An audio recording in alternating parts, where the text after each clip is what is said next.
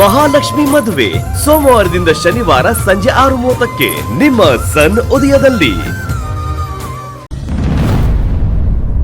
ಮಲ್ಲಿನ ಯಾವ್ದೋ ಹುಡುಗನ ಜೊತೆ ಗಂಟಾಕೋಕೆ ಇವನ್ಯಾಕೆ ಇಷ್ಟೊಂದು ಎಕ್ಸೈಟ್ ಆಗಿದ್ದಾನೆ?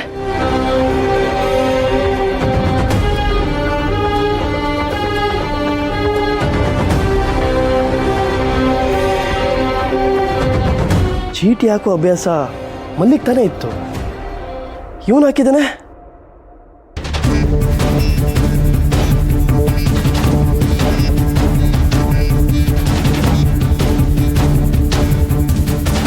ವಿಕ್ಕಿ ಸೂಕ್ತ ಅಲ್ಲ. ಚೀಟಿ ಎತ್ತಿದಾಗ ಈ ಚೀಟಿ ಸಿಗ್ಬೇಕಿತ್ತು ಅವನಿಗೆ, ತಪ್ಪಿ ವಿಕ್ಕಿ ಸೂಕ್ತ ಅಂತ ಸಿಕ್ಬಿಟ್ಟಿದೆ. ಅದೇನು ಹೆಸರು ಕೇಳಿದ್ರೇನು ಅಬೆಪರಿ ಹೆಸರಿದ್ದಂಗಿದೆ. ಇಂಥವ್ರನ್ನ ನನ್ನ ತಂಗಿ ಮದುವೆ ಆಗ್ಬೇಕಾ? ನಮ್ಮಲ್ಲಿ ನೋಡಕ್ ಚೆನ್ನಾಗಿಲ್ವಾ? ಅವಳಿಗೆ ಹುಡುಗನ್ನ ಹುಡುಕ್ತಿದೀವಿ ಅಂತಂದ್ರೆ 100 ಜನ ಶ್ರೀಮಂತರು ಕ್ಯೂ ನಿಲ್ತಾರೆ.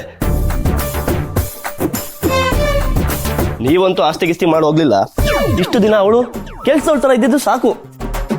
ಅಪ್ಪ, ನಮ್ಮಲ್ಲಿ ಹೋದ್ ಮನೆಯಲ್ಲಿ ರಾಣಿ ತರ ಇರ್ಬೇಕು ಅಂತ ಒಂದ್ ಮನೆ ಹುಡುಕಿ ಮದುವೆ ಮಾಡಿಸ್ತೀನಿ, ನೋಡ್ತಾ ಇರು. ವಿರಾಜ್ ಗೂಡ್ಸ್ ಗಾಡಿಲಿ ಓಡಾಡ್ತಿದ್ನ.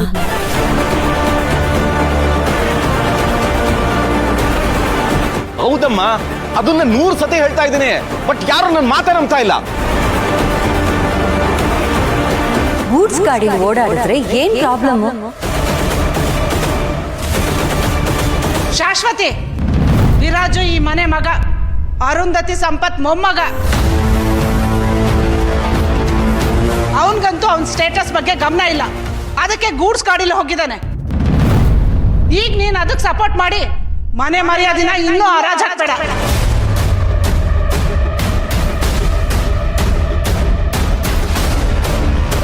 ಮೊನ್ನೆ ಆಫೀಸಲ್ಲಿ ಮರ್ಯಾದೆ ಕಳೆದ, ಇವತ್ತು ರೋಡಲ್ಲಿ ಕಳೆದಿದ್ದಾನೆ.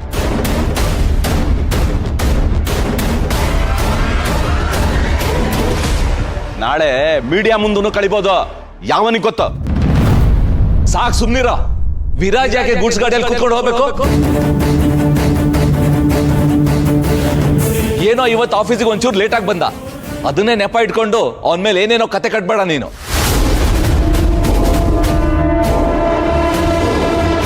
ಬಾವ, ಇದೆಲ್ಲ ಸುಳ್ಳು ಅಂತ ಒಂದ್ಸಲ ಹೇಳ್ಬಿಡಿ. ಈ ಜಗಳ ಎಲ್ಲ ಇಲ್ಲಿಗೆ ನಿಂತು ಹೋಗುತ್ತೆ.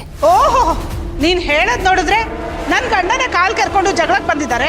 ನಿನ್ ಗಂಡ ಪಾಪ ಸಾಧು ಅಲ್ವಾ?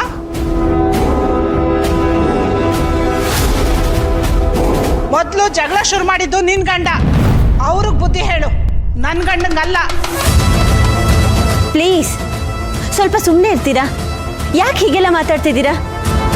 ಅಪ್ಪ, ಅಮ್ಮ, ಪ್ಲೀಸ್ ಮೇಲೋಗಿ.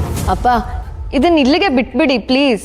ಆಗಲ್ಲ ರಿಯಾ, ಹೋದ್ಸಲ ಏನೋ ಮಿತಿಲ ಕೇಳ್ಕೊಂಡ್ಲು ಅಂತ ಸುಮ್ನಿದ್ದೆ, ಆದ್ರೆ ಈ ಸಲ ಇವನ್ ಮಾಡ್ತಾ ಇರೋ ಬ್ಲೇಮ್ ಗೇಮ್ ಬಗ್ಗೆ ಪ್ರತಿಯೊಬ್ಬರಿಗೂ ಗೊತ್ತಾಗ್ಲೇಬೇಕು. ನಿಲ್ಸಿ.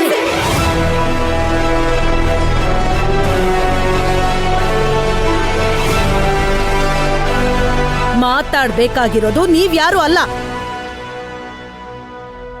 ವಿರಾಜ್.